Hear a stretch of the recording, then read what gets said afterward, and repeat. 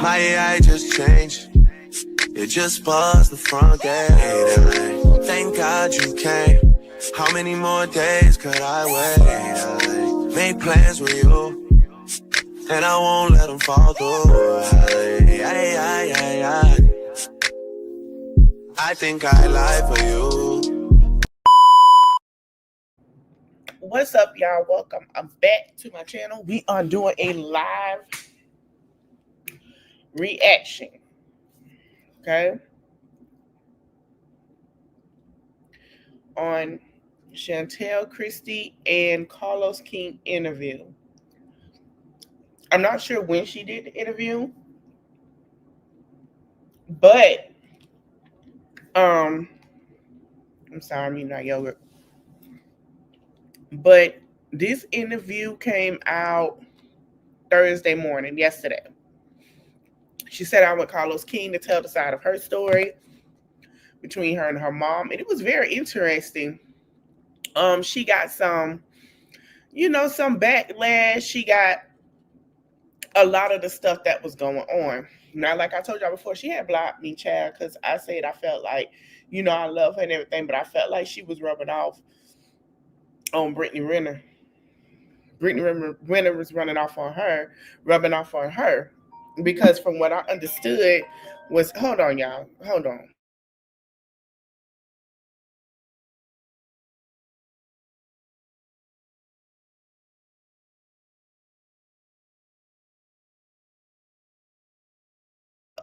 Sorry, my bad. She was calling to see what we ate, my sister, on the way from work. But a lot of people were confused because she did break down. We're gonna get into it. She did break down about when she was pregnant and the last time she stayed with her mom, right? So she claimed she moved out, but she had her own place, and that was the only time they got to see each other because they stayed nearby. But a top TikTok creator, took us down a memory lane when Chantel was pregnant with her daughter. And I'm going to play that clip, and then we're going to get into the reaction. So she was literally pregnant and gonna live with Jackie and Doug at this time. But yeah, you hate her so much. Even though you don't cook. Well, I would definitely learn. I'm interested to see the master. Is that room down there? Let me holler and just because I wouldn't scream if me and Dad was into it. But I'm just saying, like, I want privacy.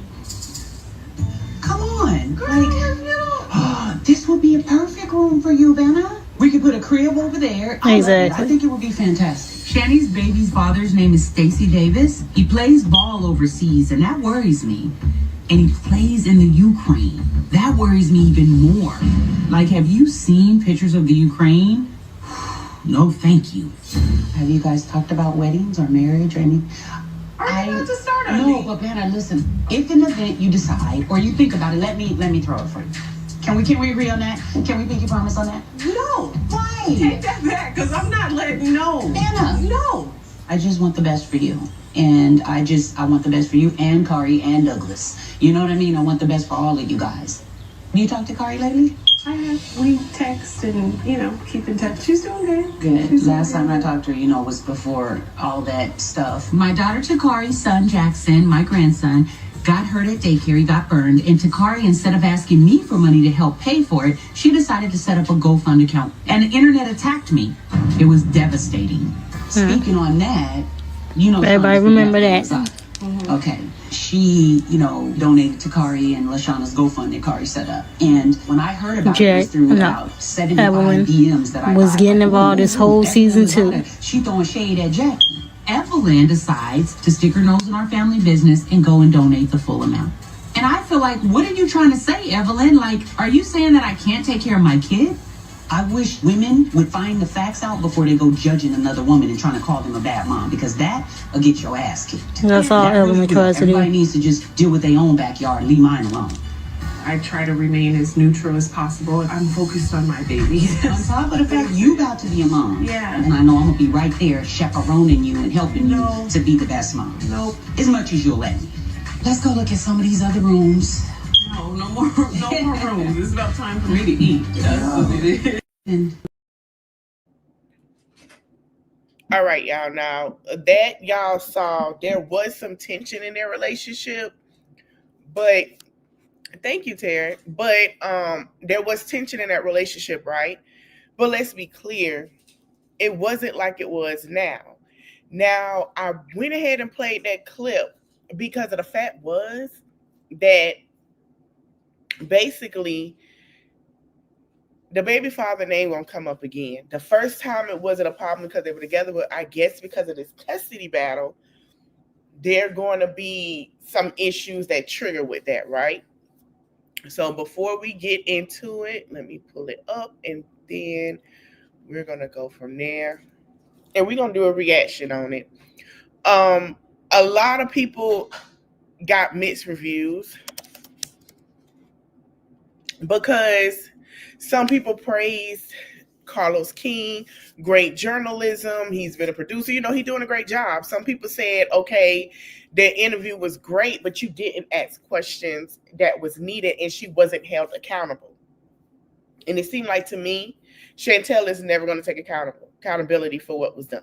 And I'm going to let y'all hear it yourself. She took accountability for hitting her mom, but playing a part in it with Brittany, and now all of a sudden it took her back to a trigger because he even asked her, he said, what made y'all had an okay relationship from what we saw watching the show? And I have been watching Basketball Wives since it was Miami and then LA started and then merged for years. So he's basically asking what started this, and we're all trying to get to that. I don't think we'll ever get. I'm gonna play it now. Before I play it, I'm gonna read it. The disclaimer. Thank you, Terry. Hey, it says copyright disclaimer under Section 107 on the Copyright Act 1976. Allowance is made for fair use for purpose such as criticism, comment, news reporting, teaching, scholarships, and research. Fair use is a use permitted by copyright status that might otherwise be infringing. Nonprofit, educational, or personal use tips the balance of favor of fair use. Okay, so we're doing research, all right?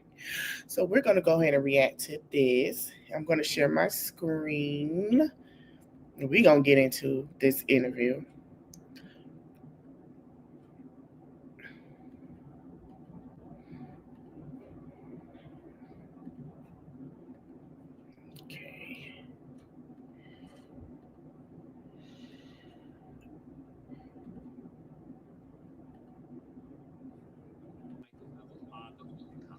Let me go back because I watched it. All right. What the hell?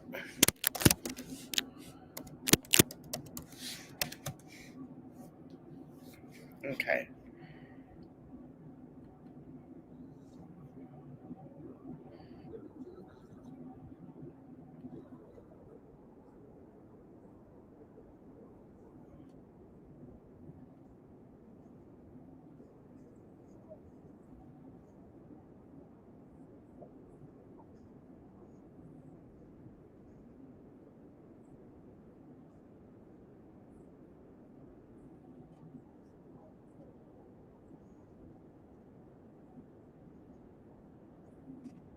Hold on, y'all. I thought it shared, but it didn't.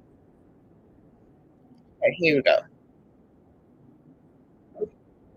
Heard a lot of different think pieces and opinions on my situation and what has been showed on TV. And I watched you and Dustin's full thing at what hour and whatever long. And even though, like I told you, there were things in there that I may not agree with or that I would like to defend myself on, it was done in a very tasteful way. Now, wait. Now, I made a comment to her. She blocked me. And it was the same thing. I said, listen, I don't agree with you putting your hands on your mom. I don't agree with that.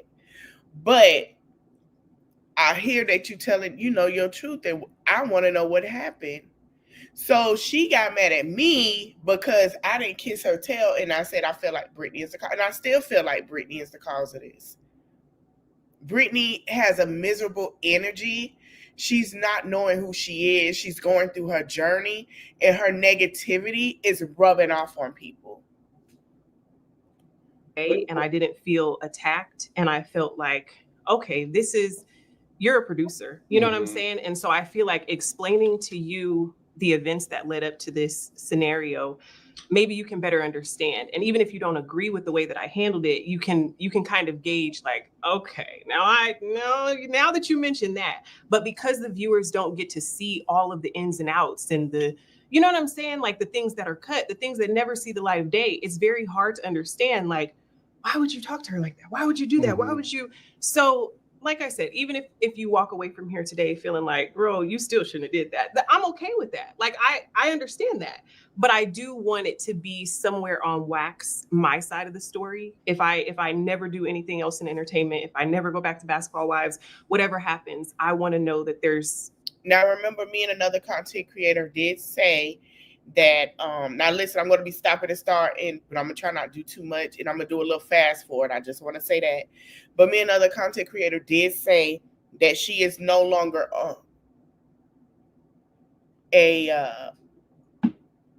she was fired, right? Or she was let go. I guess she decided to walk away, or they let her go, and Shani felt how she felt. But like I said, I am going to fast forward because I don't want to play too much of his content, and I want to go through depth of what some of the things that people were feeling. Okay, but a lot of people felt like she should not be on the show. A lot of people are calling for Brittany Renner and the other girl, the one they say share a same baby daddy with Nikki Baby. Yeah, baby daddy. Yeah, the one that showed up to the party. I was like, ooh, yeah, she dated him.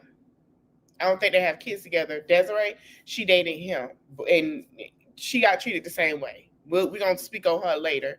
But they don't want them back. Like, fans are saying, don't bring them back at all. They calling for Chantel not to come back as being Jackie's daughter. I'm just going to put that out there.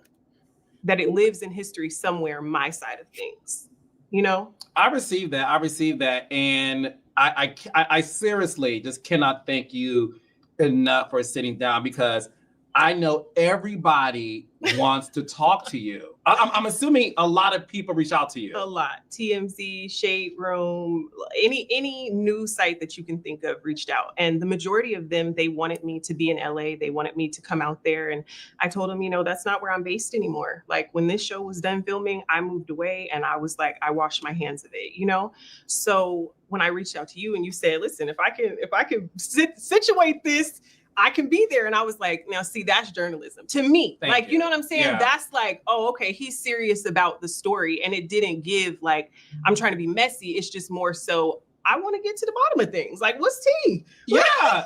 What's tea? No, what's funny is, so I'm like, where you live?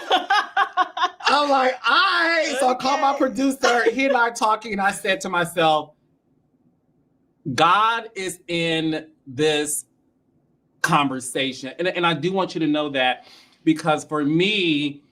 Hey, Sean. Is your mind secretly sabotaging your success? What if there was a way you could instantly stop self-sabotage and reprogram? I did not seek you out. Yes. This is...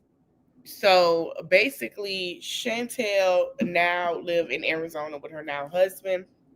She relocated. We're going to get into why her daughter's father is bringing through with a custody battle. So Chantel is now sitting here going through that because she never asked for permission. We're going to get into that. But he didn't ask Chantel. He want to know where it all began. Like, who was she? How all this started. Was she always this way? And we're going to let that play. This is my truth. I know what my intentions are and what they've always been. And I'm not going to let outsiders create this narrative that really isn't me. Like, if you know me, saying like, you've been around me all of 10 minutes. There are people that have known me my whole life and know like, this is not who you are. That was a really bad moment in your life. And that for the rest of your life. Yeah. You know what I mean? You can't and at all. And I'm happy that, look, after this conversation, I agree with you. They have this to watch until the end of time, before obviously your next ventures, and we'll get to that too. But I want to start. Let's. Who was Chantel Christie as a little Doug and Jackie? Like, what was your childhood like? Because even though like my parents had money, people think, right? And of course, like I was making the family newspapers, I was trying to do hair, like all of the teens. So for 18 years, I was kind of just raising me in the way, you get what I'm saying? Like Is this Doug's mother? Upbringing, because we moved around so much. Every time my dad got traded, we're moving. We were never stationary like I am with my kids now. So I experienced a lot over time, just living in Canada, I just have I'm just a different person, than I guess I'm a little more well-rounded than maybe.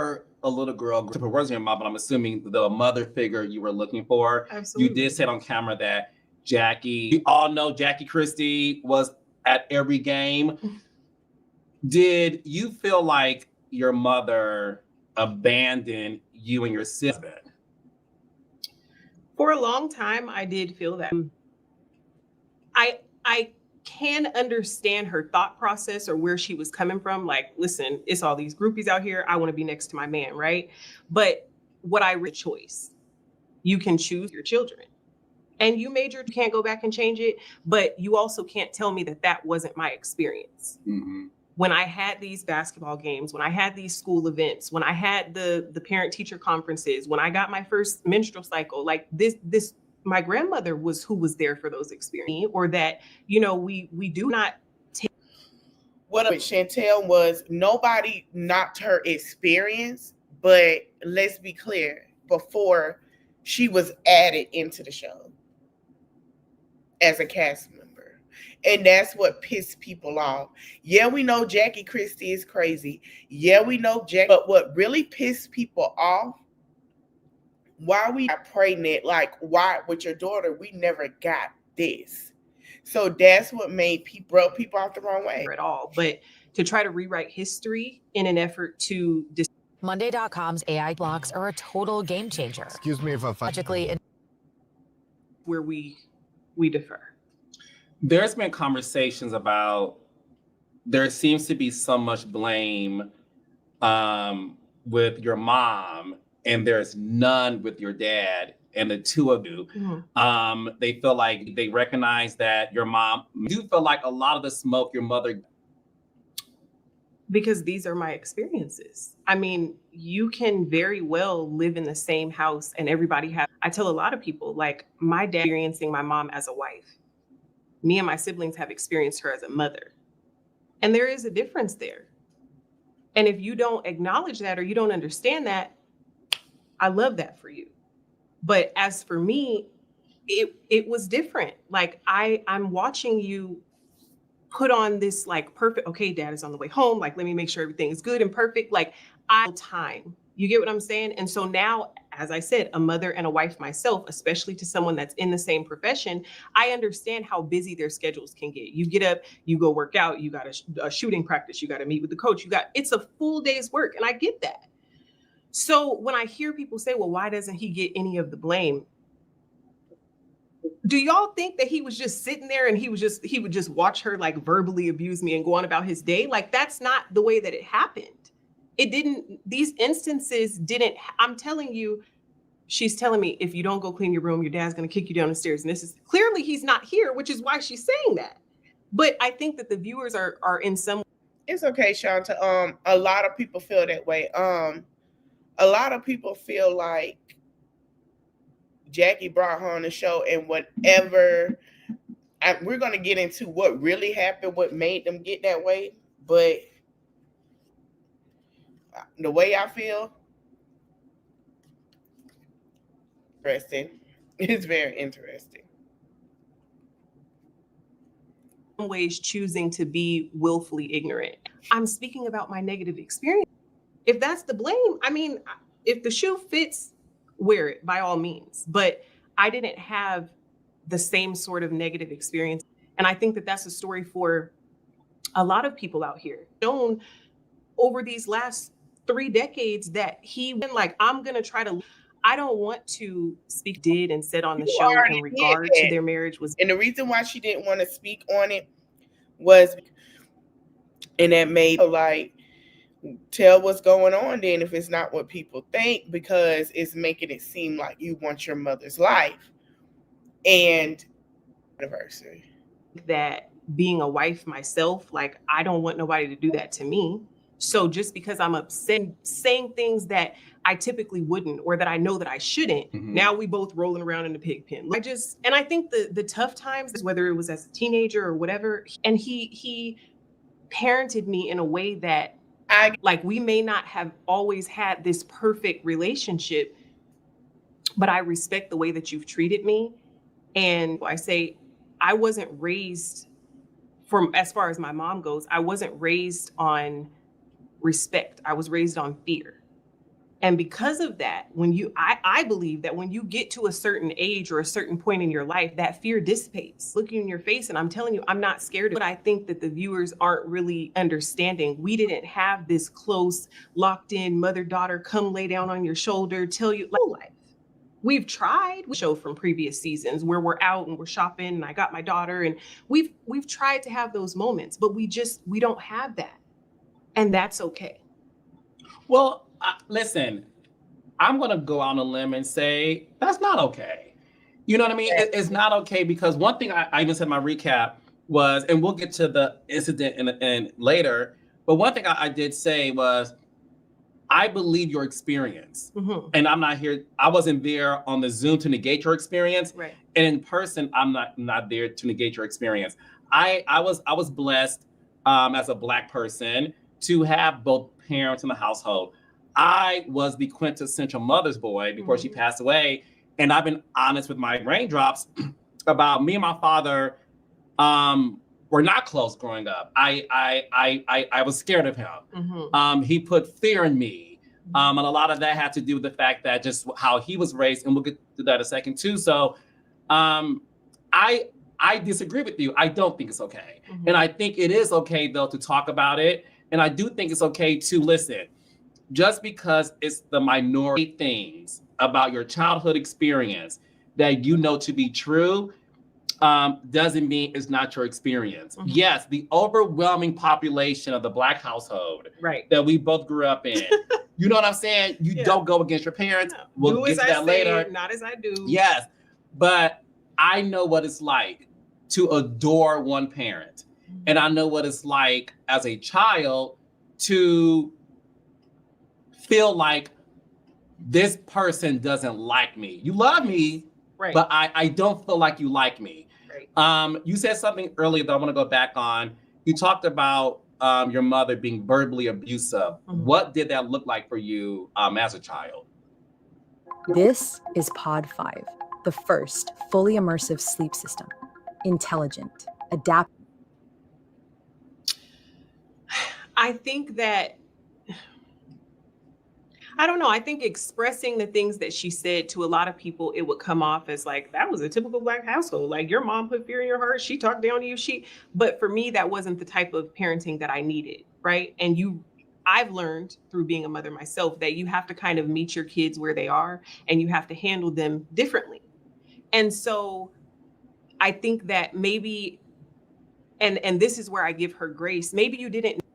I agree with that. You do, but at the same time, if she does so much to where it's a typical Black household thing, why didn't you just express what she did and just could have left it there? You know what I'm saying? As your experience. Because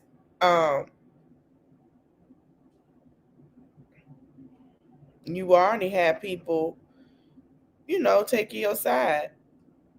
You have some people. Now, it's not everybody, but it's some people. And to be clear, it was something that he said I meant to mention, where he said that everybody like her.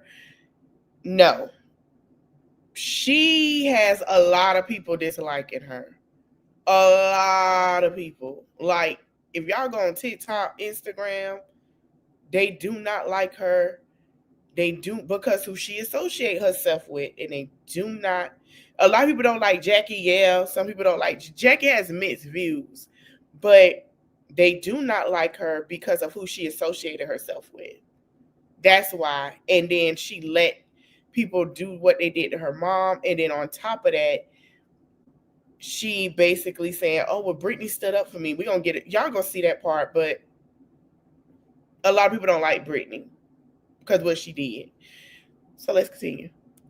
Know how to be a parent, right?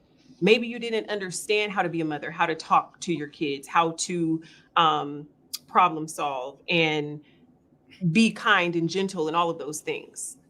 I can give you grace, but you can't tell me that I didn't experience what I experienced, right? And so that's where the rub comes in, because it's like you want to rewrite history and tell me I didn't do that. I gave you everything. I gave you the best life. You did. I don't think she understood what Jackie was trying to do. Jackie know that Doug didn't want their family business. He said basically that he didn't want the business out. Okay. Yeah, she's act crazy. Yeah, she does this and that, but Jackie knew what he didn't want to see this time. Because remember, they used to cast members try to talk to Doug to get through to Jackie. And the thing is, nobody told her not to tell her truth. That's why Jackie said, "Well, what have I done to you?" Jackie didn't do that to gaslight, "Oh, and I don't remember." Jackie was trying to set the tone of how she wanted her to sit there on camera and say everything that was done. Jackie was like, "Let's put it out there." She didn't want to do that. You could provide all of the material things. He made millions of dollars and you could provide all of the things. That doesn't take away from the fact that I felt like you was talking to me really crazy, or I feel like you were emotionally abusive, or that doesn't, two Would she things call can you be out your true. name? Plenty of times. The B word? Absolutely. Okay. Like you tell me at 12 years old to my face, "I hate you," verbatim. That is a moment I will never forget. Why did she say that? We were just in the middle of one of our many heated arguments, disputes about whatever it may have been. And it just got to a point where she was like, "I hate you." And I think that out of all of her kids, out of all three of us, I'm the most outspoken. I'm the one that is like pedal to the floor, right? I've always been that way. Anybody that knows me knows that. And that's something that I need to work on. That's something that I need to change about myself and improve on. But this didn't come out of nowhere. And it definitely didn't happen for the sake of this show. This is who I've been. And I want to say this.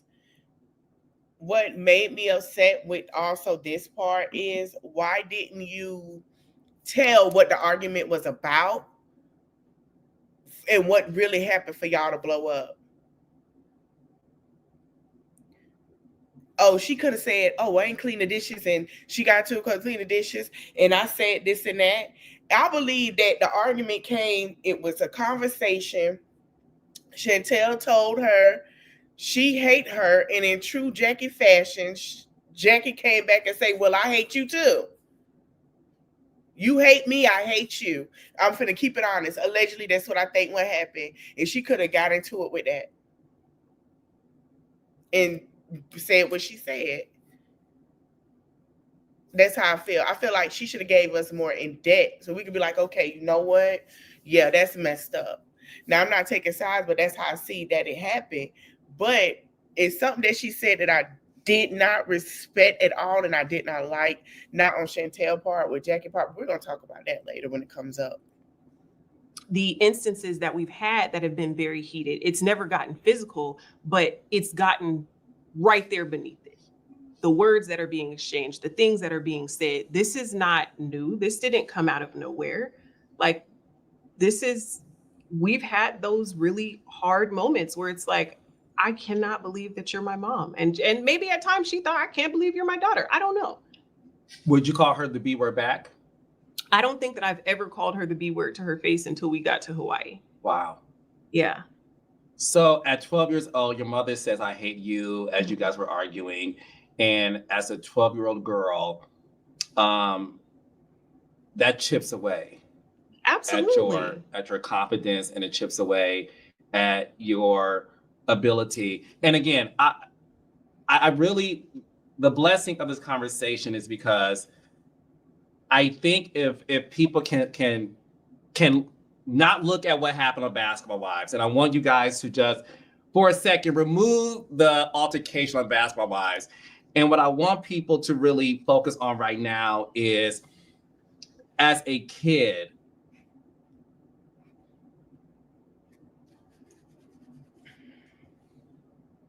Yeah, that's where we're kind of like, okay, wait a minute, because we saw different stuff. So everybody's confused now, and that's why I said I wish she would have got more in debt, because we all believe she was the favorite child. She was the favorite one. They loved her so much. It was, remember, Jackie would say Chantel, Shanny this, Shanny that, this and that, go this and so we like, okay, well, they love them. Doug would talk great about her.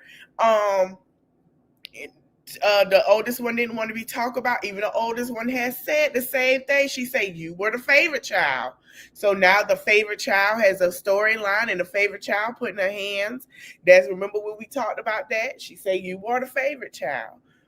And I was like, yeah, she kind of is. And then she loved Douglas too. But, little Dougie, but let's be honest, little Dougie is like, listen, I'm grown. Please don't kiss up on me. I love you. You my mom and all, but come on now.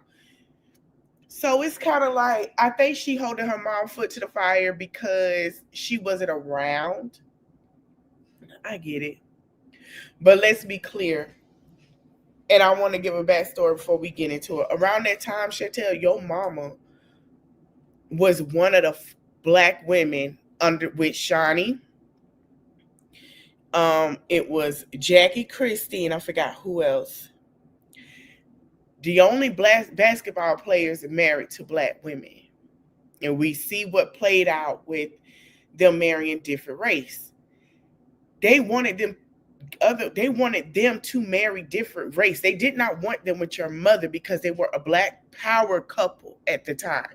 They were showing black greatness. If y'all pay attention, the same with LeBron James and Savannah. They tried so hard with that. It was Carmelo, Anthony, and Lala at the time. It was all, remember, I think Allen Iverson wife is black as well. I don't know if it's ex-wife, wife at the time, but they didn't like that. So Jackie did pop up to the games because Jackie said verbatim, because me and Doug were the only black couple, not the only black, but one of them, because it was a few. They did not like them together, and they tried to tear them apart. That's why she was at them games.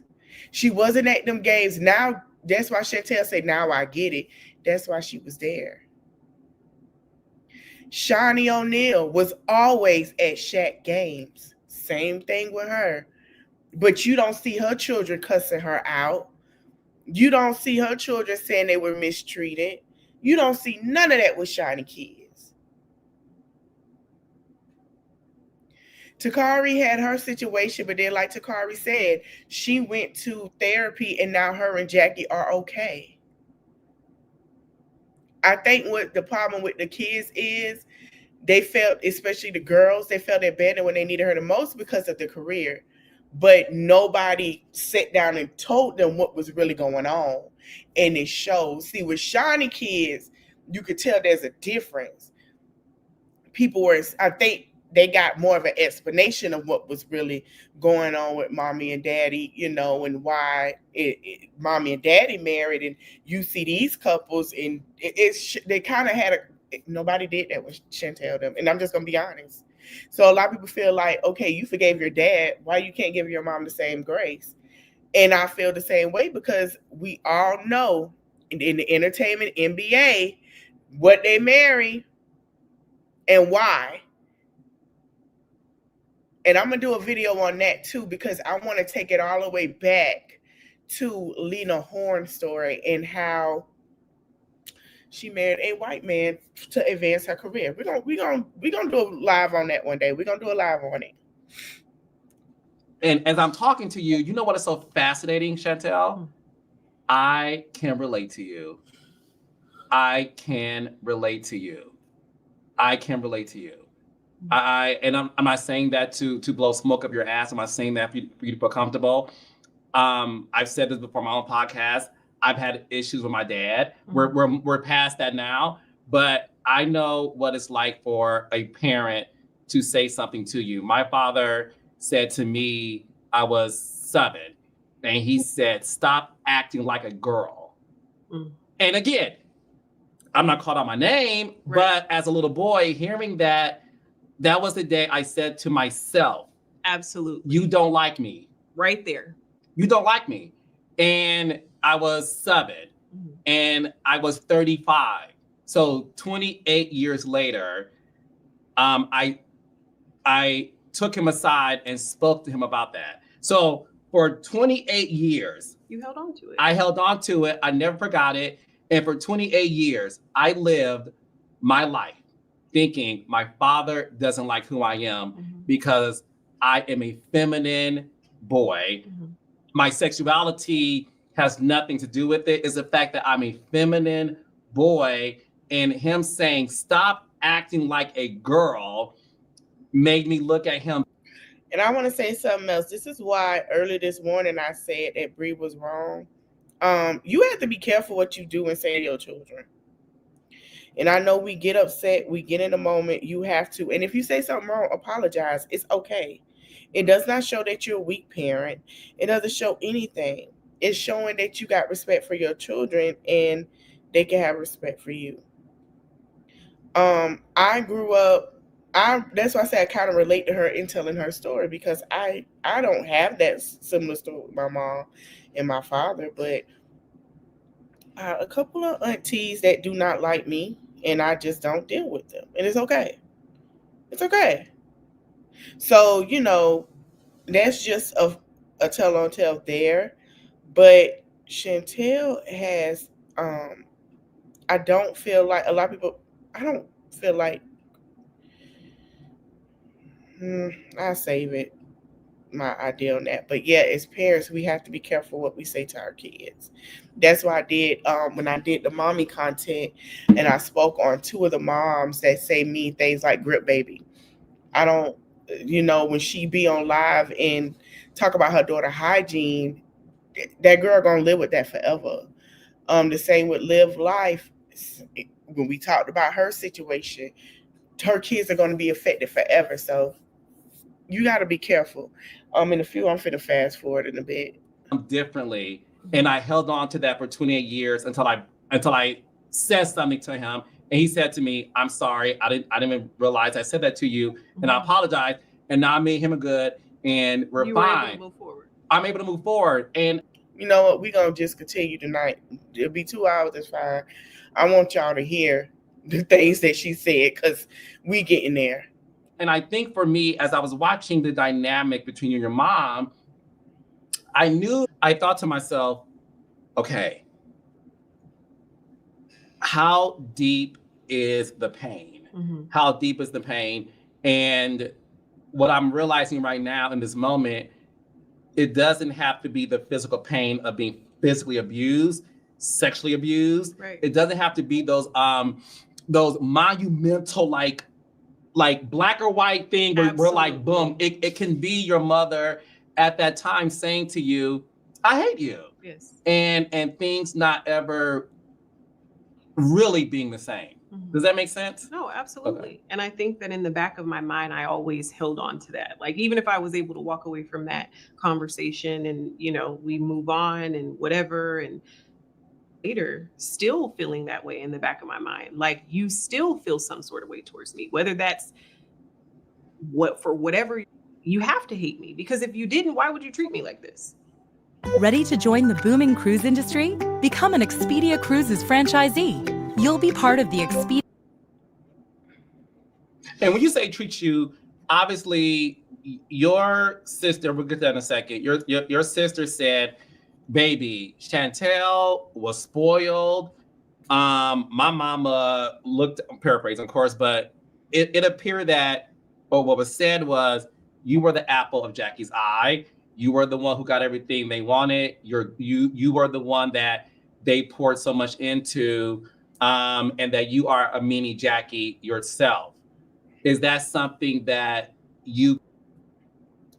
When we read what she told her sister, did I not say that? And everybody feels like she's a mini Jackie herself. When she sat there and told her sister she was jealous of her, you jealous because I married somebody that I don't have to live on Section 8 or get welfare and I get this and that. Oh yeah, she told her sister that. She told her sister that. She specifically told her sister that. We got into that.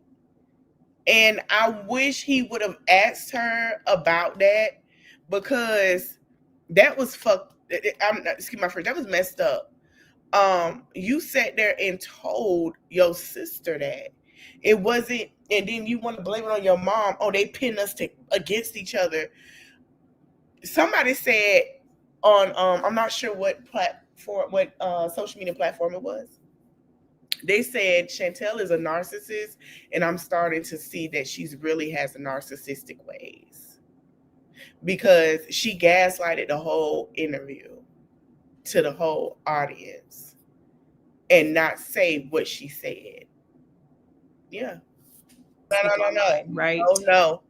That's not why. She did not, mind you, speak.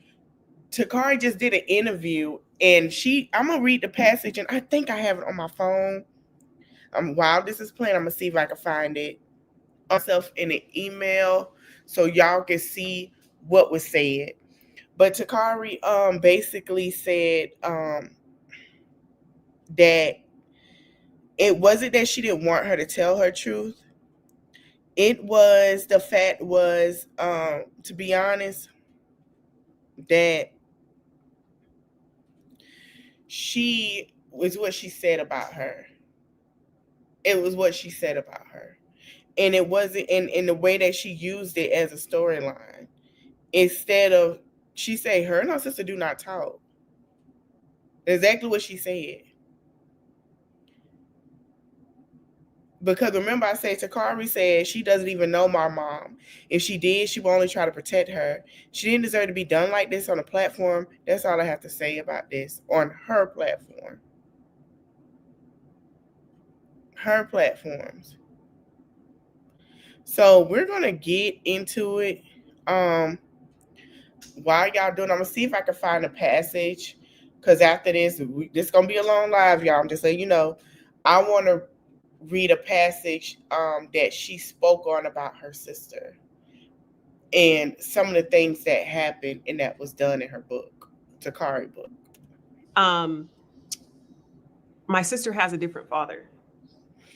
And so, not to in any way take away from her experiences, right? But I have a daughter from a previous relationship, and now I have my son with my husband. And I know that for me personally, I go out of my way to ensure that they feel equal. I never want my daughter to be in this house feeling like, oh, mommy and Noah and Daquan are sitting there on the couch and I'm off to myself. I don't play like that. My kids are equal. It doesn't matter who your father is. I'm your mother, and this is what it is. So I think that a lot of what she may have felt came from the fact that you see mom and dad in this household, and no matter if my dad adopts you, no matter if he takes you under his wing, no matter all of these things, you still don't feel like this is really mine. You almost feel like an outsider in some ways. And so for me, I always felt like, how do I get us to be equal? Or how do I get her to feel like she's just as much loved and adored as I am? You know what I'm saying? Like, you see me having these great experiences with my father. I want you to have the same thing. So I can't tell you what her thought process was. I can't tell you what my mom's thought process was. But for me, even if I did have the material things, I still felt just as my sister did. We was both left here with our grandmother. She didn't take me with her. Like our experiences, maybe because yours are different, it doesn't change what that we were raised by the same mother. Do you get what I'm saying? Mm-hmm. So much of what you experience, I probably did too. It may have looked different for you because it is different for you. But that doesn't mean that you got this monster and I got this perfect mother. That's not what happened. I believe everybody feel this way after this interview. Now, she did state some truths. So she basically said that wasn't her experience. And stuff like that they had the same experience. True. We're going to get into something else that she said that is true. And then after this, I'm not going to play like I said, I'm not going to play the whole thing. We're trying to get to certain things because she's detailing a lot. But we are going to read a passage from her sister book that has stated some truth in this. Not all of it, but some truth in this. Now, if that's your experience, I understand that, but that wasn't my experience. And it goes back to what we say, that children can live in the same household with their parents and have a different experience. And I think that's the case with you and your siblings. When it comes to your father, would you open up to your dad about how you felt about the things that were going on with your mom, or you kept that to you? Never. No. We just got to this point in like my late 20s where I finally started to really open up and be transparent with my dad and tell him, because I started to see him as a person and not a parent. Open it. Wow.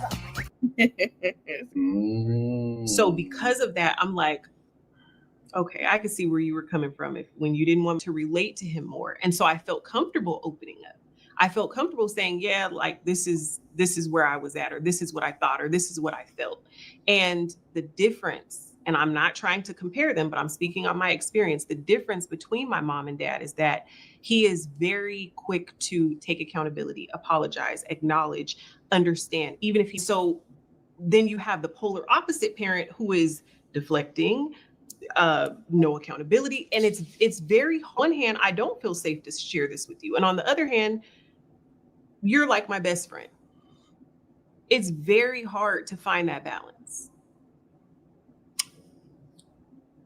I've been told through many psychiatrists and the many books that I read that for most girls, not all, but for most girls, your first bully is your mom. 1,000%. I have been told that. When I say that, I'm not calling your mother a bully, but what I'm saying is based on your relationship with your mother. And you said something so poignant earlier when you said, perhaps my mother did the best she could with the information she had of being a mom. Right. Do you think your mother intentionally wanted to treat you the way she treated you? Or do you think now, being a mom, my mother did the best she could with the information she had? I think it's a bit of both. Honestly, I think that is my truth, that I experienced a mom who maybe had no plans of being a mom, right? And this all kind of just fell into your lap. Like maybe you didn't want to be a mom, but you're taking your responsibilities on. I don't know her backstory like that, or I haven't had these sort of layered conversations with her to understand where her mind was when she had my sister, or when she had me, or when she had my brother. But I think that at times you didn't know any better, so you couldn't do any better. But then there are other instances where it's like, now you know you was dragging it, right? Like you know you was out of line. And because I can never have that sort of real honest conversation where she just takes the mask off and she just says, you know what, this is the real, right? Like, and meets me in this conversation with the desire to understand instead of attack or feel attacked. We can't really get anywhere, because I feel like her and Jackie need to go to therapy, and she need to ask her mom that question. I don't think she ever asked her mother that question.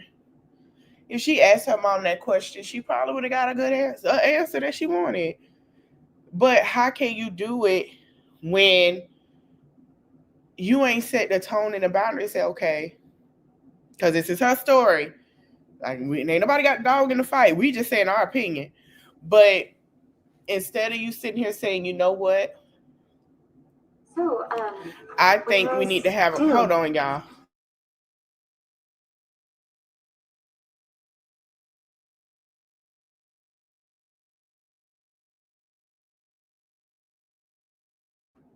My bad. I was watching The Hunting Wives. So once we get done, if y'all got Netflix, this is FYI, baby, go watch The Hunting Wives. If y'all want me to do a review on The Hunting Wives, like an episode and talk about it a little bit, let me know. We can do that. But I feel like she never set the tone and the boundary for a conversation for her and her mom to have with a therapist. Hey, listen, if you want us back on the right foot, you want to see your grandkids, this and that, let's go to therapy. Let's figure out what our problem is. It says Jackie Mike was wrong on a lot of stuff, but see, like, is the type that's gonna make stuff that's not a big deal. Yes, I agree. She don't like her mother, but I'm gonna tell you, they're kind of one and the same. They're just have different parenting techniques than one another. I'm telling you what my experiences are, and you're telling me what maybe your intentions were, and we can't meet somewhere in the middle. You know what I mean? Mm-hmm. And that's how things start to really deteriorate and play out how they have. You were close to your grandmother, which is Jackie's mom. Mm-hmm. Growing up, what did you see in terms of how was Jackie's relationship? This estranged mother figure who you felt at the time, what was her relationship, a dynamic like with your grandmother who you cherish and just love so much? It wasn't bad. I think that she was, I think, the only one in this life that I've witnessed outside of my dad who really loved my mom unconditionally. Like, I know who you are, I know how you are, and I'm going to love you through that. I'm going to try to fix you in some ways. You get what I'm saying? Like, my mom is one of 9. My grandma had 9 kids. And this is the one that you chose to live with, help out. Do you get what I'm saying? Like, there are still 8 other children, but my mom was more so like, I'm not going to say the problem child, but I think that my grandmother knew she's the one that needs it the most. And so having her there, it was like she just picked up a lot of the slack. She just did all the things. You're cooking every meal, you're taking us to school, pick up, drop off, sitting in the parking lot sometimes. Like, do you get what I'm saying? You're being the mother for her. And whether that was you are enabling her to not step up to the plate as a mom, whether you feel like you're giving her the support that she needs for her own mental, I don't know. And because my grandmother is no longer here, I can't really have that conversation and get that sort of clarity and understanding to be able to better understand my mom. I don't have that.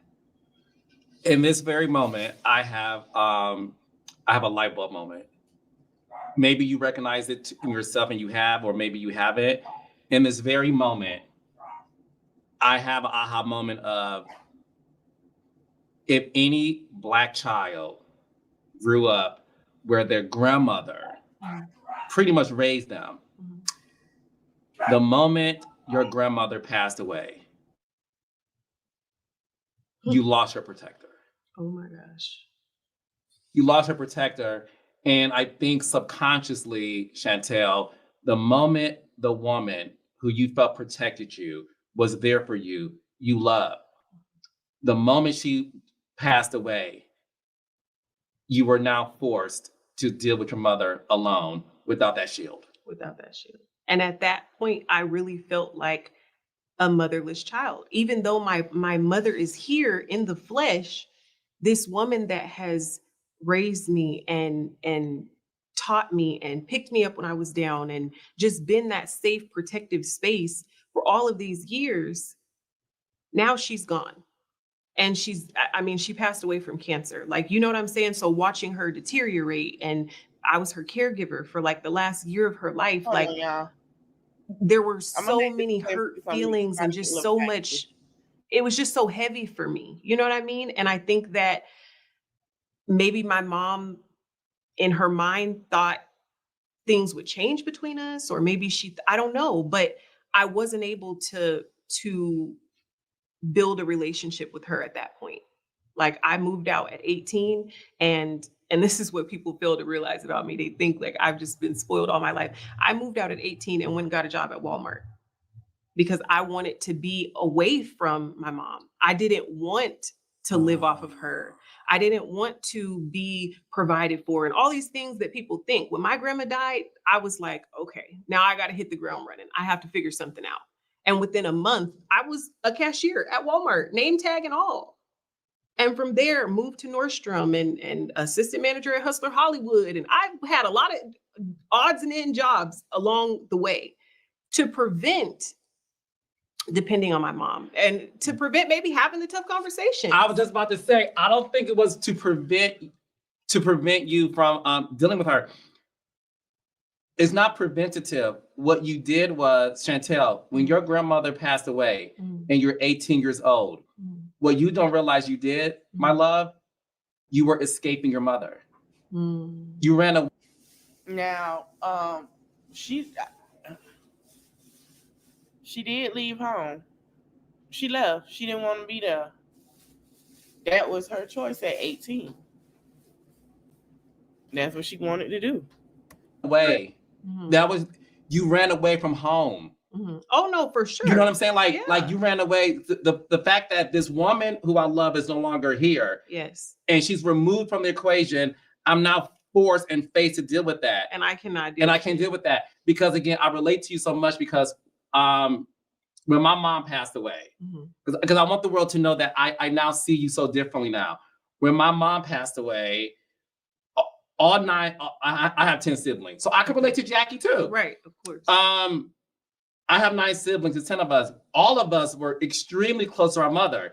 The moment our mother passed away, I'm not gonna speak for everybody. I'll speak for myself just to be safe, because I don't need no drama in my family. The moment my mom passed away, I said,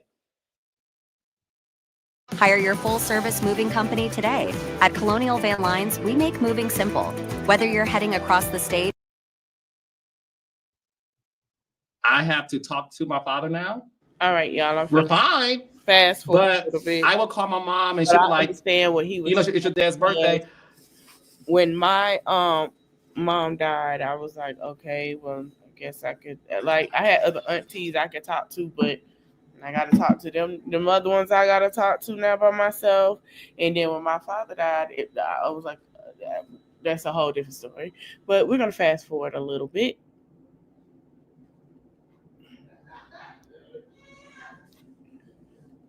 Be grateful for that.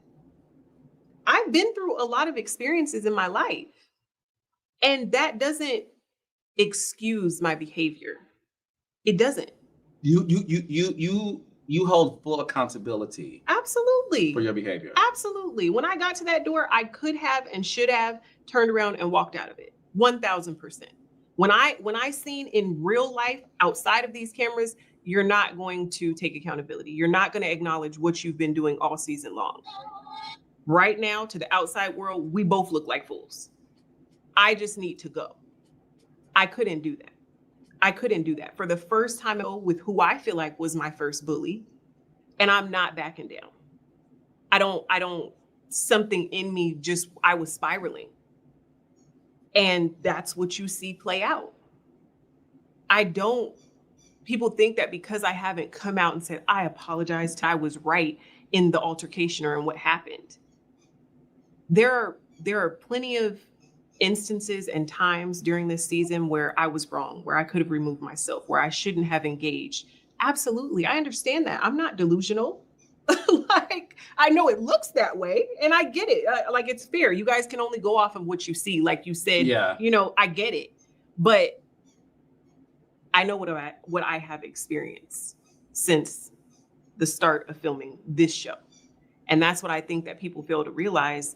When I'm on the show and I'm talking about her taking accountability and apologizing and so on and so forth, I'm talking about stuff that's happening right now at my big age, at 32. in Los Angeles, on these cameras, off these cameras. I'm talking about right now in this season. I wasn't even talking about my childhood.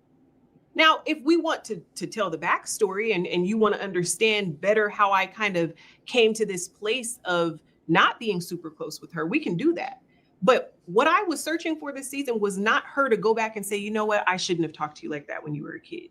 I shouldn't have such and such. That was not what happened. And it did not come across that way on camera at all. So that's something that I have to live with. But because I know my truth and I know my intentions, that's the only thing that is keeping me afloat right now. So let's get into that. You've been on the show before. We've seen you a part of Basketball Wives a couple of times. This was the first time where, okay, Chantel is low-key a full-time cast member. When you got the call to join the show, did you know that, okay, this is going to be an opportunity for me to work? Now, this is how everything starts. So I'm going to let y'all hear this, and I'm going to let it play without interruptions. Work with my mom. Like, where were you and your mom's relationship when you got the phone call to join the show this season? We weren't in a bad space by any means necessary, but we also weren't close. We weren't besties. We weren't, I'm calling her and telling her my business. What I want people to understand is that I moved away from Sacramento and away from my mom when my daughter was 2.5 years old. She's 8 years old now. So me and Jackie have not been living in the same state for 5 years. We're talking over text. We have our phone calls. She'll send the kids Christmas gifts. That's the sort of interactions that we're having. Ever so often, I'll go to Sacramento. Obviously, my dad, where he works. So Disney on Ice is coming to Golden One Center. I'm going to take the kids, things like that. But me and my mom had not been in the same space for extended periods of time in years. This is not somebody that I'm seeing and everything is great off camera. And then I get on camera and I code switch on you. That's not what happened. We were not locked in. We were not where we are now by any means necessary, or I never would have agreed to come and do the show. But I think that I had high hopes that I've been on this show before. I had to sit down with Laura. I've had all the drama with the other girls and all of these things. I can come on and show the growth. I can show, okay, no, we definitely don't have the best history. We definitely don't have, we have a very checkered past, but we're moving forward. We're trying to move forward. So when my mom reaches out and the producers reach out, this is months in the making. And the first several times I said, no, I'm a newlywed. I have this new baby. I don't need this. Respectfully, I get it. Everybody said I did this for a check. Was I appropriately compensated for my time? Absolutely. I wasn't going to do it for free. But did I need this? No. My husband takes impeccable care of his family. So I didn't come on here for the sake of a check to embarrass Jackie. That's not the way that this played out. Y'all came and found me. I was in Arizona, out the way for years. I was never in the blogs. I was never in no drama. I was out the way for years. I was living a happy, peaceful life, letting my husband love on me, letting my kids build memories, and I was good. Y'all came and found me. I turned it down multiple times. And through continued encouragement and petitions and so on and so forth from my mom, oh, come on, Vanna, we're going to do this. It's going to be great. It's going to be positive. Come make your little money and go on about your business. I'm talking to my husband about it. I'm like, what do you think? He's like, I don't know. You know, same thing my dad said. You know how y'all could get. I don't know if it's the best idea, but if you Your father wasn't even into the idea. What? Oh, hell no. All right now, because he knows we don't have the best track record. We don't have the closest relationship. And he knows that we're both firecrackers in that way. He knows his child and he knows I'm not going to back down. And once you take me to that point, I could give up about these cameras and anything else. I don't play like that. You can see in her previous interviews where she says, my daughter is a very private person. I begged her to be on this show. So I wasn't looking for this. Yeah, no, I interviewed your mom, of course. And she said, your mother said what you said, she reached out to get you on the show. Your mother did confirm that to me. So you brought me here to play in my face. That's how you felt. Or do you still feel that way? I mean, we could get into the meat and bones of what happened. Absolutely. That is what happened. You played in my face. Okay, so I'm a huge Basketball Wives fan. I watch every single episode. I'm a Basketball Wives historian. Okay? I saw you on the show, you and Drea at Orlando, that whole thing, and boom, boom, boom, bow, bow. I saw you confront Evelyn about Jackie, and then Jackie's like, what you doing? You like, Mom, I came down, my weave still intact, like everything is good, right? Oh, trust me, Carlos King is a fan of Basketball Wives. It's the greatest show on VH1 in my opinion. So, we saw the top of the season. We see your mom be, a doting grandmother in the sense of like, having fun with you guys. The one thing that I still do not understand, and again, as a producer, I know that oftentimes a lot of things aren't shown. Mm-hmm. And I want you to have the ability to address it. What was the moment this season where you felt like things took a turn between you and your mom? The first scene.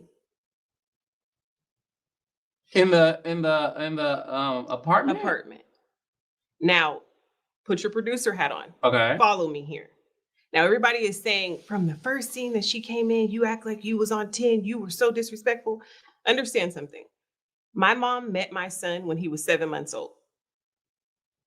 When she comes in the door and I say, oh, he got to warm up. That's me for real, as a mama bear. I'm not going to put him in your arms for the sake of these cameras and have him on here howling and carrying on. I want him to be comfortable. I set out when I signed up to do this show to really establish the real in reality TV. I understand that people have grown accustomed to seeing these women get on here and sit down and fight and argue and throw drinks and go to dinner and talk about the same thing. And that wasn't what I signed up for. I'm going to be my real, true, authentic self. Whoever likes it, likes it. Whoever doesn't, that's okay too. So you're seeing these little, nuances or whatever in our relationship. This is our real dynamic. And I'm not going to get on here and pretend for anybody. Here you go. Here's grandma. I wasn't going to do that. Why would I do that to this is my real son. This is not no prop, baby. And how old was your son at the time of that scene? I think 9 months postpartum. So he was like 9-10 months. So right in there. So your mother met your son for the first time? At 7 months. Was that the second time she was around him? That was maybe the third, right within there. I think that she had, because obviously I had been in LA in that apartment well before we started filming, right? Like a week or two or whatever. She had seen him on different occasions, but not, my mom is not picking up my son, taking him to the park.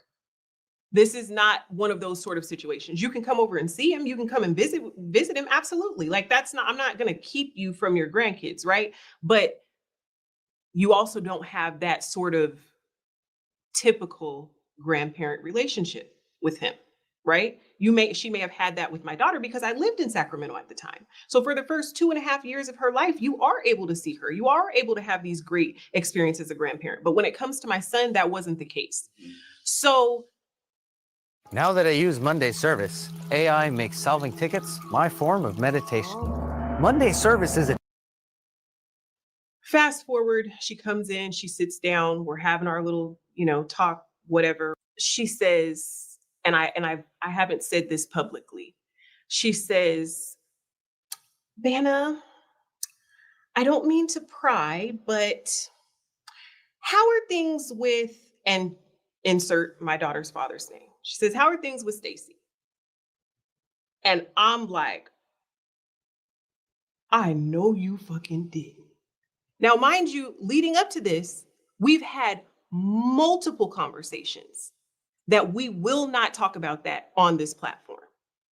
I'm in the thick of a custody battle. I'm going through nobody out of my grandmother's 9 kids. Nobody in our family has ever had any sort of custody, court, anything family-wise. They always figured it out amongst themselves.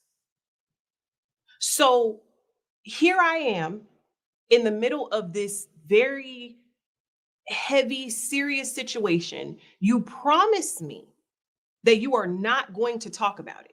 You promise me that you will not bring it up. And if somebody else brings it up, you could just get up and you could just walk away, don't engage. And you get in here in the first scene and you throw me under the bus. Now, as a producer, you know, we don't know what's going to be used. At this point, I don't know if they're going to use it. I don't know if this is going to get legs. I don't know if now they're going to take this and say, Brandy, ask her about her daughter's father, or such and such, ask her about the court case. I don't know how this is going to play out, but I know that you and I had multiple conversations leading up to the start of filming. We agreed we would not talk about this. Understand, my daughter has her father. My sister has her father. Mom, you have a child from a previous relationship, just like I do. Do you want me to come in here and sit down and say, so how are things with Tyrone? Have you talked to him lately? What is the drama like? That would have been so messy. That would have been so crazy and tacky on my part as your daughter. So you can do that to me and I'm just supposed to eat it. Now, you and Dustin both said she's very well versed at this. She knows what she's doing. She knows there are certain. I feel her on that too. And my thing is this, the blogs had already picked it up, because remember, I sat here on somebody's platform talking. I think I was on TikTok or something, and a girl sat here and told me under my video, she said, no, it's Chantel, her baby daddy is taking her to court. The blogs had already been talking before Jackie Christie even said anything. This was already out there. So if she wasn't going to say nothing, the world was going to know anyway, Chantel. They were going to know anyway. Because it was already being talked about. It was already being talked about. Let me let it play. Certain things that you just don't, because you never know what's going to be used. So in that moment, that it clicks in my mind and I'm like, here she go. Yet again, you're not protecting me. Yet again, now you're taking me back to my childhood. Now I'm feeling exposed. Now I'm feeling naked. Now I'm feeling like the very person that begged me to come here is going to play in my face. For what reason? If we really get to the nitty gritty of things, out of everybody on this cast, technically I am the basketball wife. My father played basketball, but he's a coach now. Nobody else on this cast is married to someone that is currently in the league. That's not me tooting my own horn. If we're talking about the title of this show, that's what it is. Yeah, true. She didn't. But I'm going to tell you something.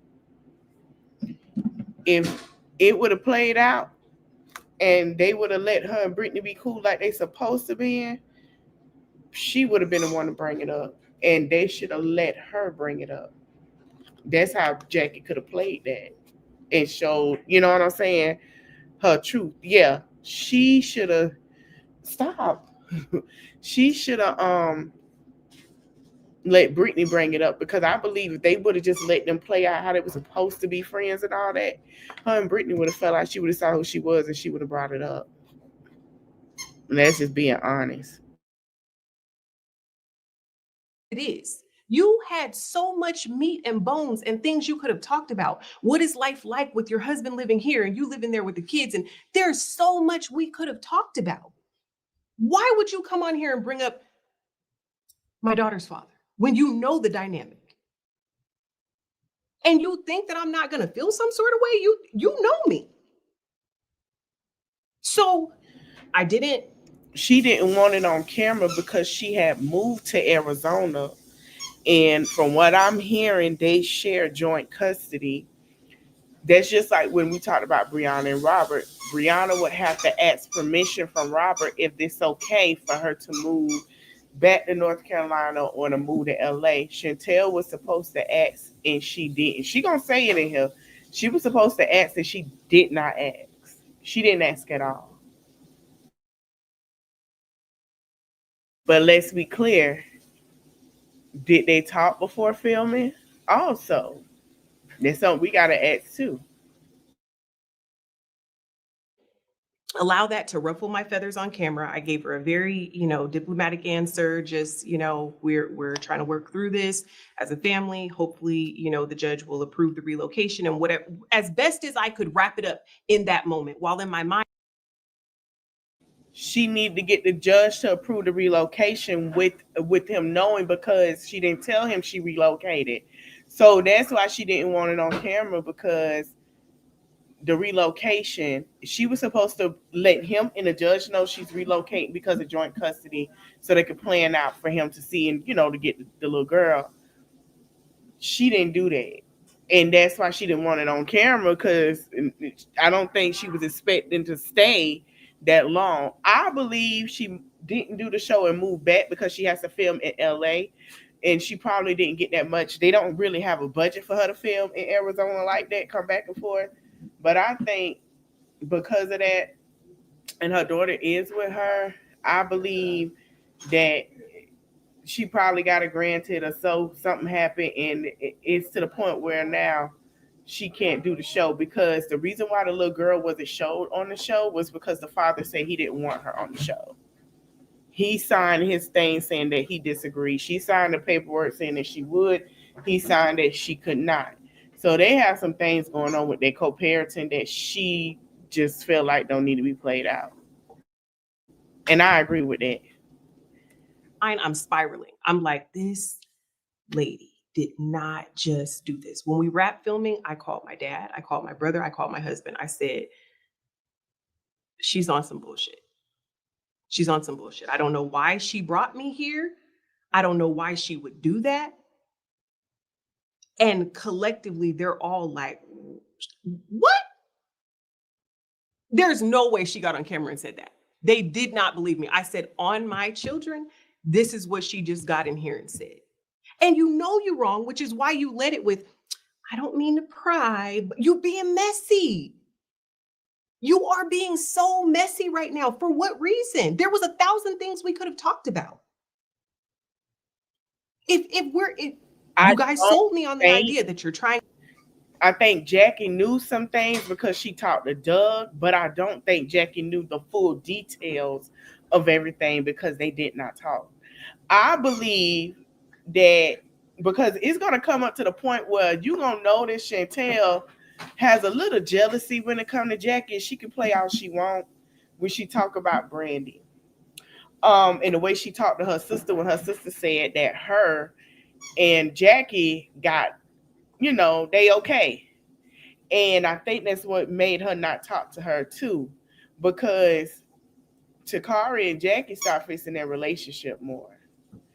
And has a streak with her parents of, those are my parents. I got siblings, but they belong to me. I run the show. And she don't have that control no more. So, and you guys, so I don't know why you need that. She says she not spoiled, but you can tell she kind of is spoiled, y'all. I don't let's be honest. She kind of is.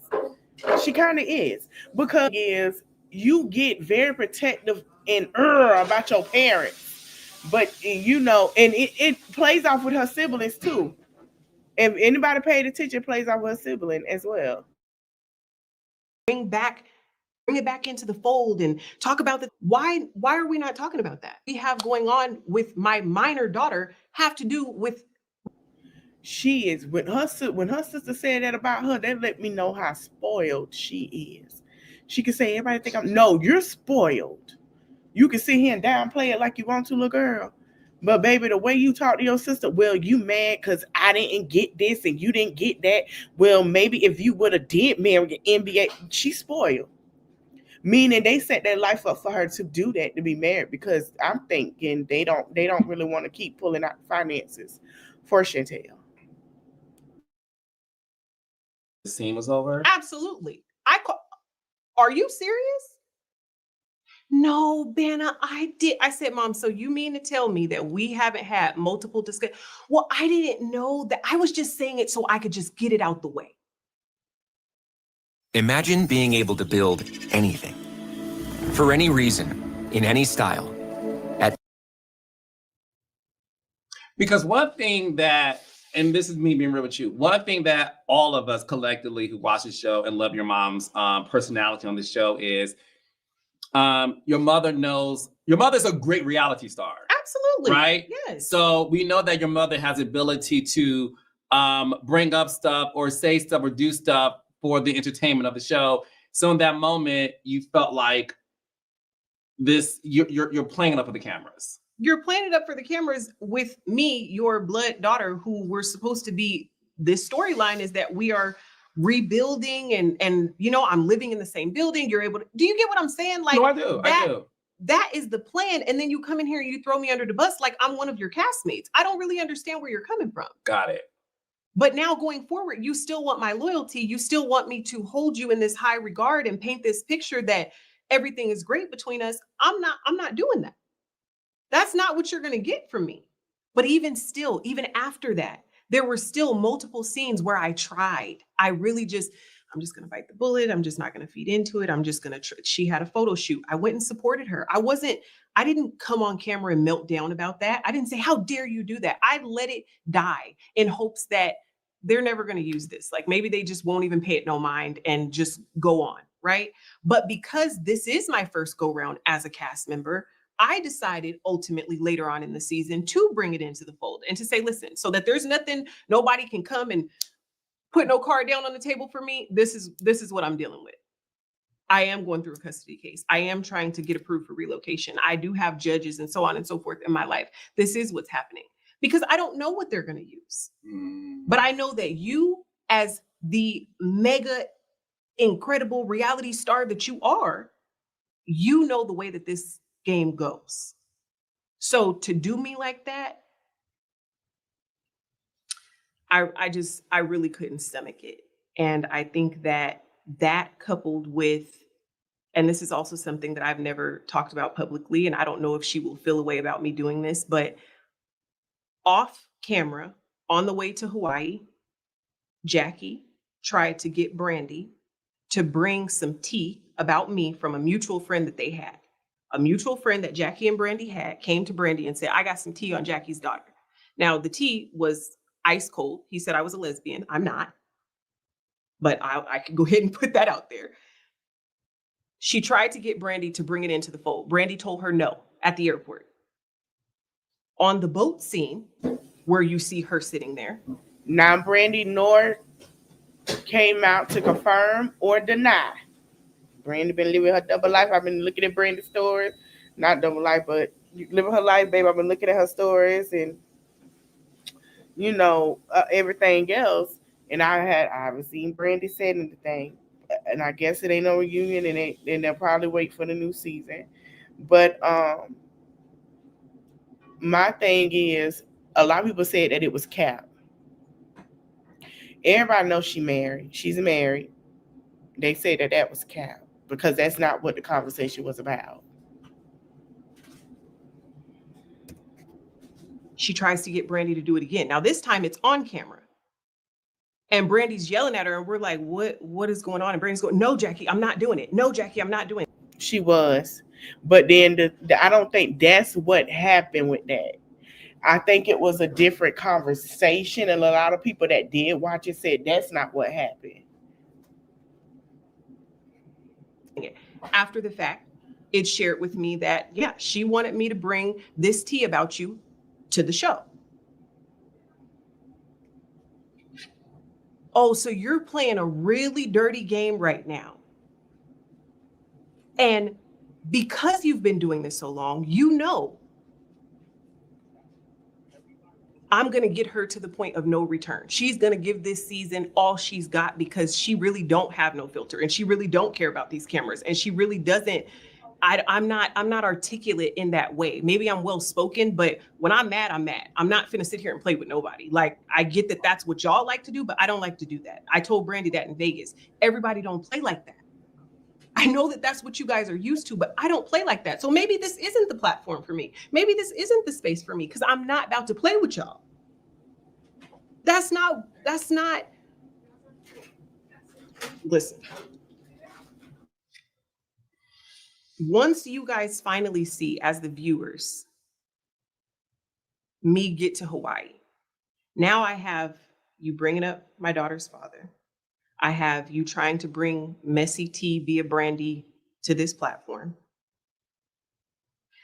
I have later on in the Hawaii trip, you telling Jennifer that you would have grandparents' rights to my kids. Now, how messy is that of you to say when you know? Now stop. She said that because, and Jennifer said this. Hold on, y'all.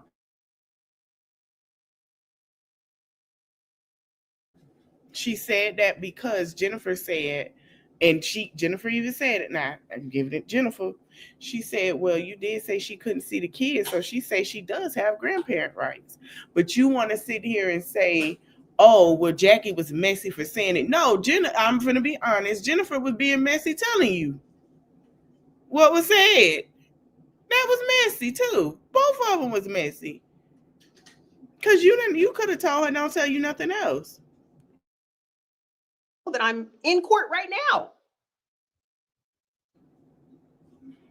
All of these things are coming at me. And I'm still sitting here trying to take it like, do not take it there with this lady. I don't care how you feel. I don't care. Like, I made a promise to myself, to my husband, to my children, to my father before I came on this show. I'm not going to get on here and show my ass. I'm not going to do it.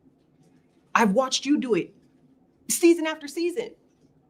I don't want to go along with that narrative. I don't want people to say, oh, the apple don't fall far from the tree and everything that they've been saying about me now. I never wanted this. But I'm also not going to let nobody play in my face. So if that means that this is what I have to wear and y'all don't understand where I'm coming from, that's okay. That's okay with me because I know what led up to this point. And the cast members and castmates and producers and so they all saw it in real time. So if you want to come out now at this point and offer Jackie an apology because of the way that this fight was relayed, I understand it and I respect it. But to say that y'all didn't see in real time what she was doing to me on and off camera,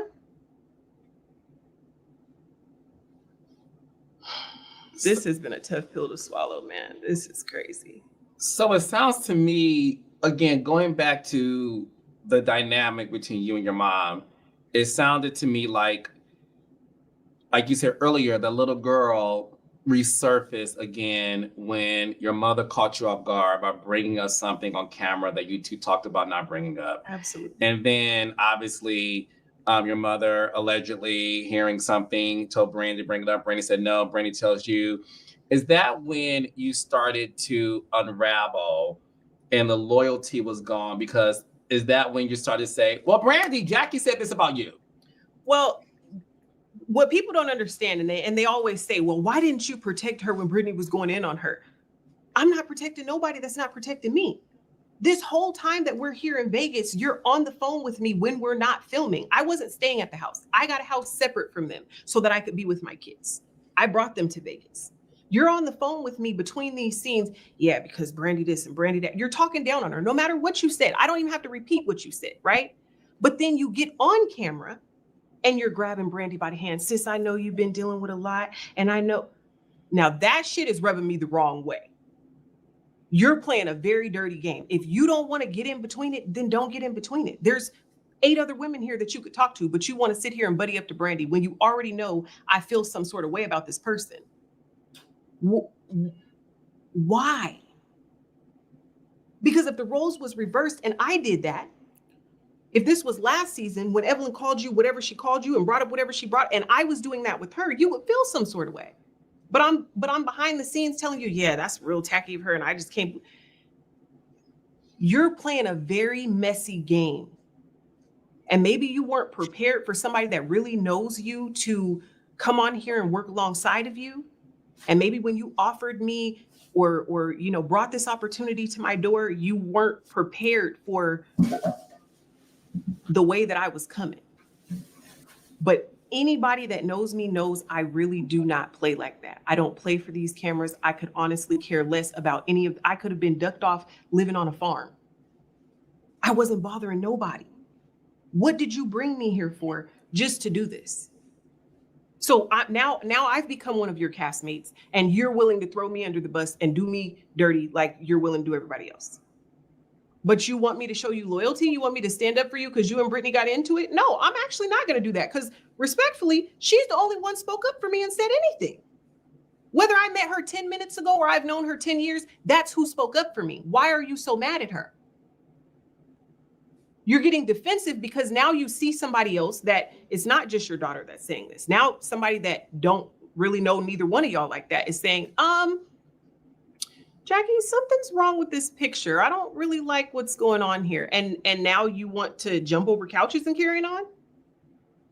But you can sit here with the same person who, now, mind you, to give you a bit of backstory on the Brandy thing, people say that I started poking at her.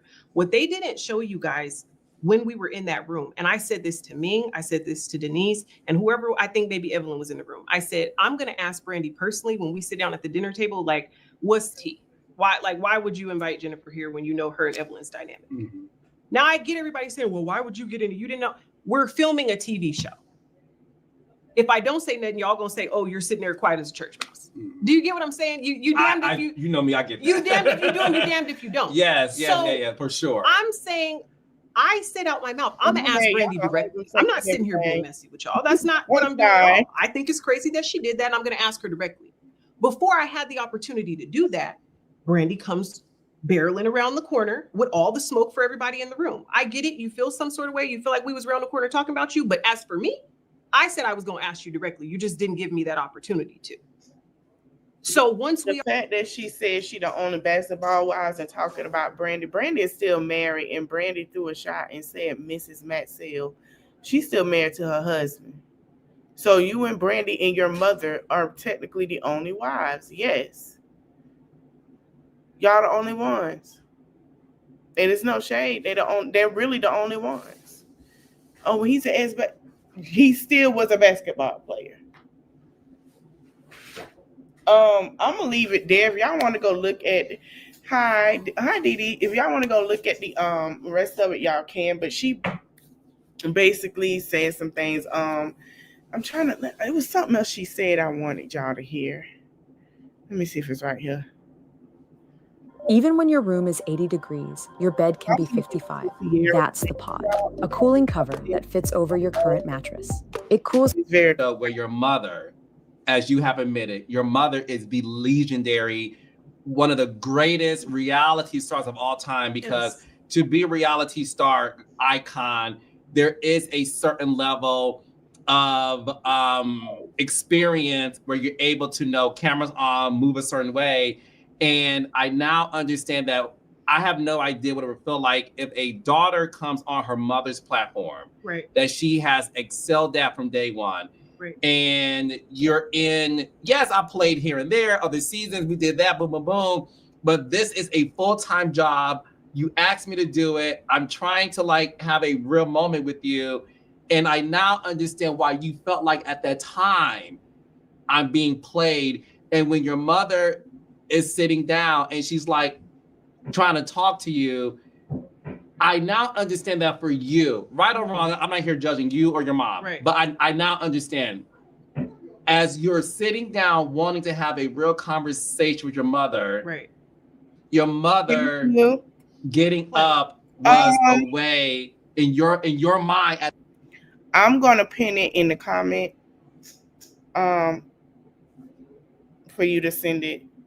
Hold on. I'm going to pin it in the comments. Hold on. And thank you for that. Give me one moment.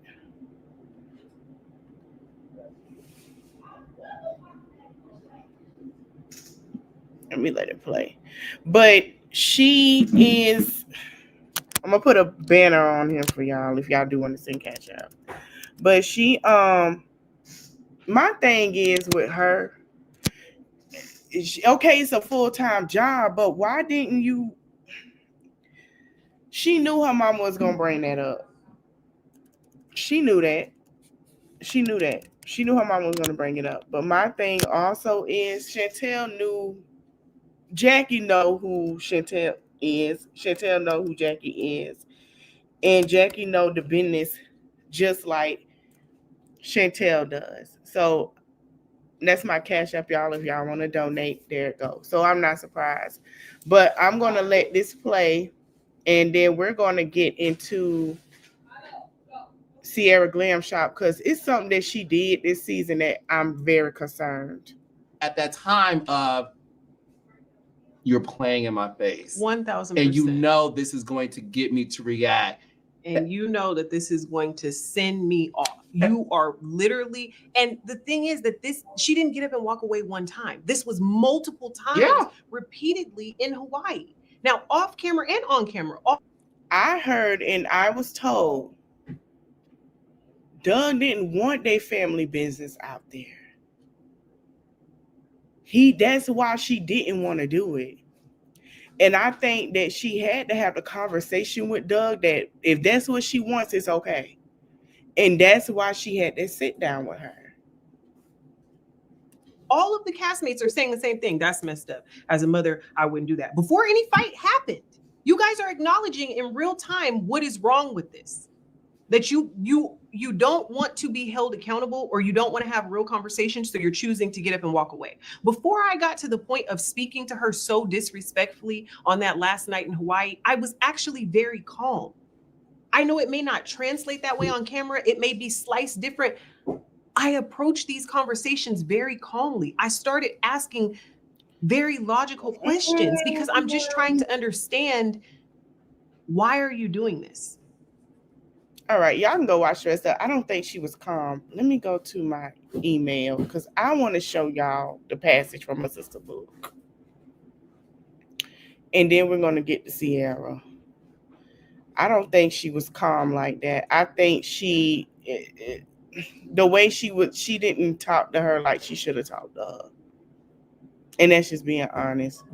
Did I say? Here we go. Okay, so shout out to this content creator. She is on YouTube. She got the tea as well as everybody getting in this.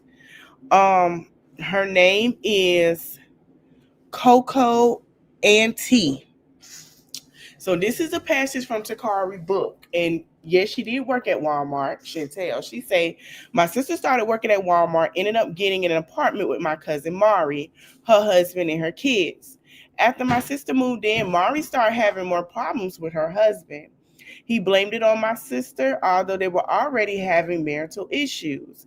He thought my sister was a bad influence on my cousin.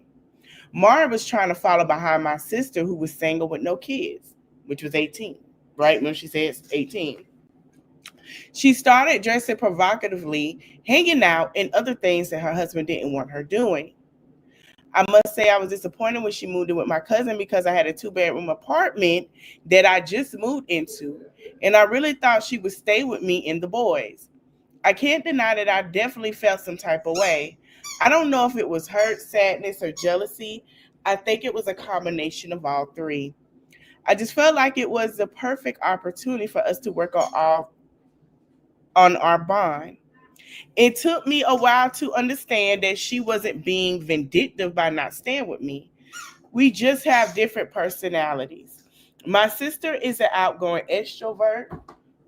I, on the other hand, am reserved and extroverted. She loves to go out and have a good time. I like to stay home and read a good book. Understand how we may clash. All she wanted to do was have fun. I guess she felt my cousin would be more her speed. Living with me, we may have presented it as challenges, but it would have been worth it if in the end our bond got stronger.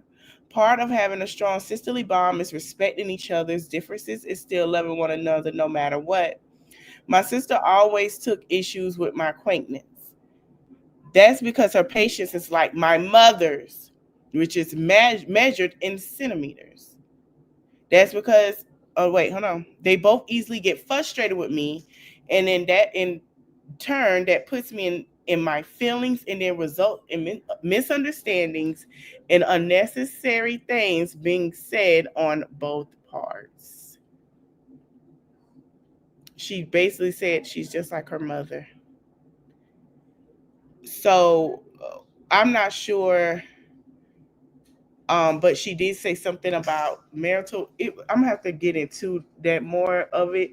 and we're gonna come back and talk about it. But I do want to get into this. I was watching Love and Hip Hop clips on Reality Entertainment. Y'all know I watch them. And I saw people in the comments was talking about Sierra and her mom, and how her mom doesn't like her being married to who she's married to. You know what I'm saying? Like, she doesn't like it. She heard some things and she's very concerned. Well, hold on really quick, y'all.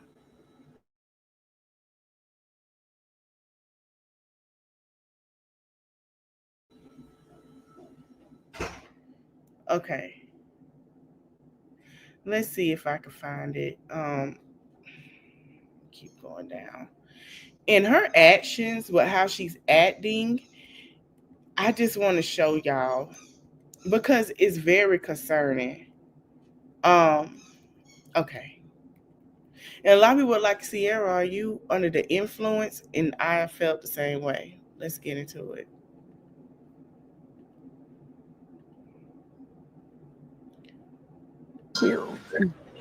Are you ready? Because my mom is about to come in. Your mom about to come in?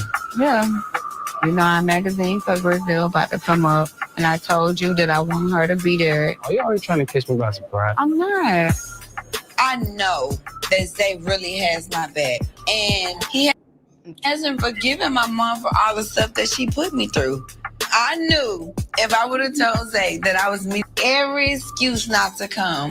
So, surprise, mother. Hey, what's going on? What you drinking on, girl? A virgin margarita. Y'all not gonna hug?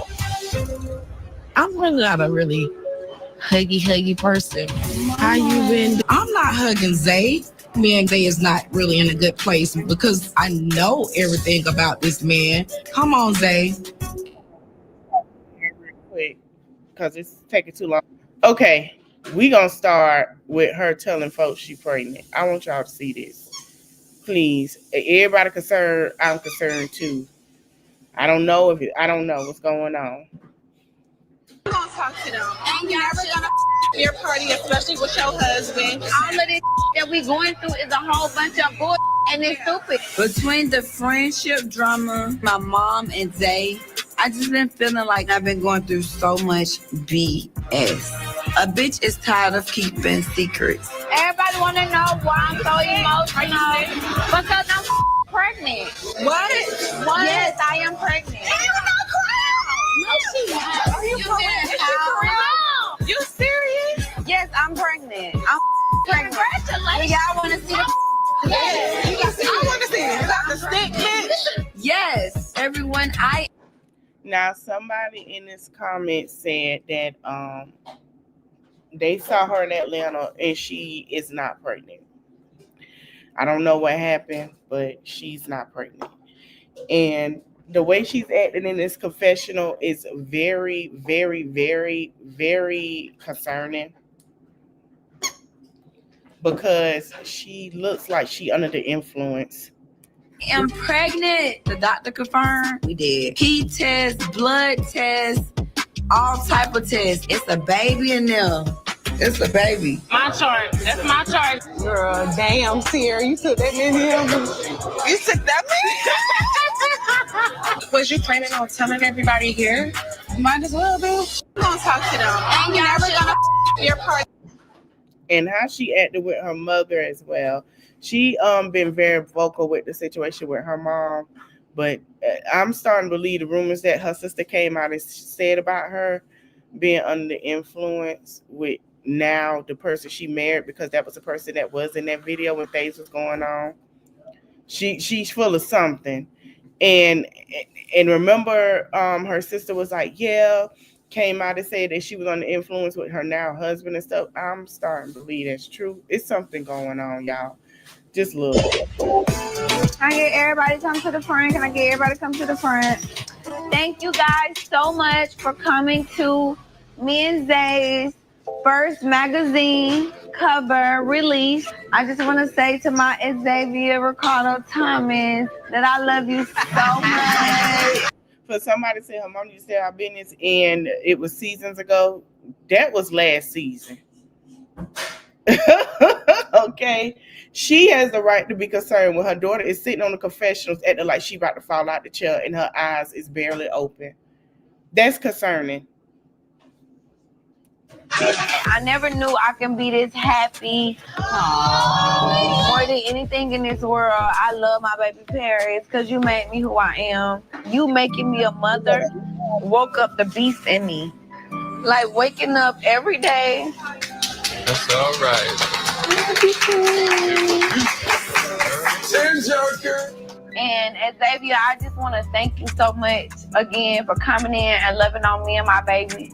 My baby loves you so much. I love y'all more than that. It's me and you. It's me and you forever. It's me and you to the top.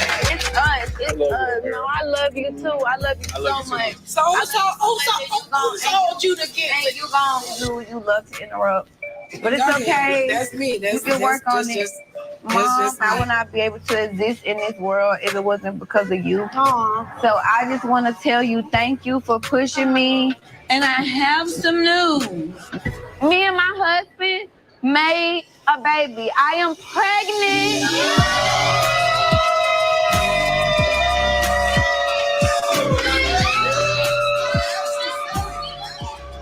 I'm so happy that the news is out. Parents have been begging me for a baby, especially with Zay.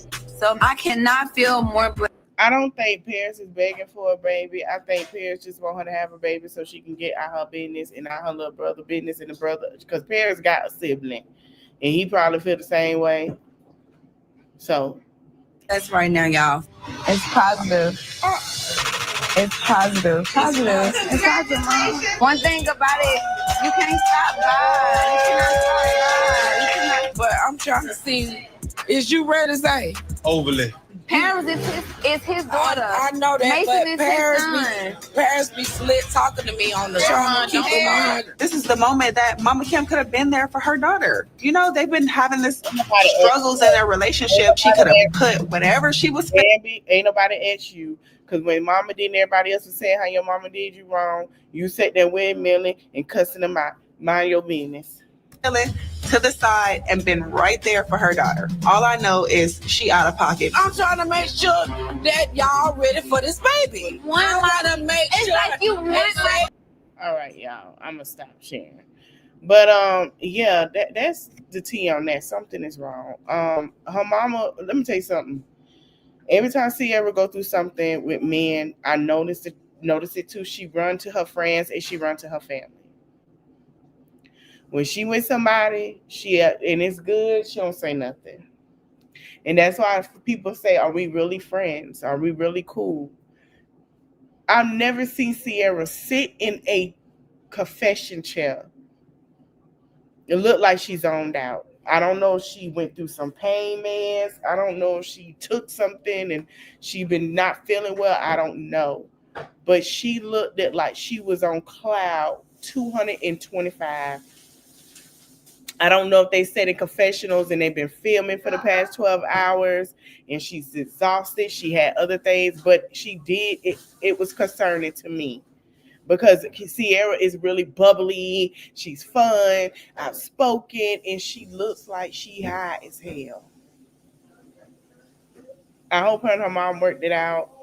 I know what her sister did was messed up. I even said that, but now that we're getting further down, I'm very concerned. And this is all alleged. I don't know what she's doing. Maybe she's overworking herself. If she's overworking herself, I really do need her to relax and take some time to herself and just chill because she is something going on. I hope you guys enjoyed the live. I'm going to end it here. We've going on 2 hours. I will be back tomorrow. We're going to go back into, I'm going to cover a heartbreaking story tomorrow, and then we're going to go into Saturday, Lit Live Saturday. I want to do I'm going to have to contact the girls. I haven't had a chance to contact them because so much been going on with changing my schedule and stuff. But I want to contact the ladies. I know we were supposed to do a skit for y'all. I'm going to see if we can do that next week because there's some props I got to get, and I want to break down what props we need to get and come up with a plan.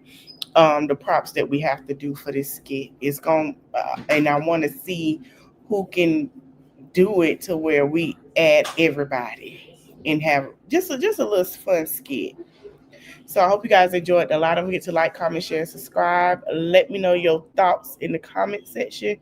Thank you guys for watching, and I will see you guys tomorrow. And we'll give you an update tomorrow. Later. Have a great weekend.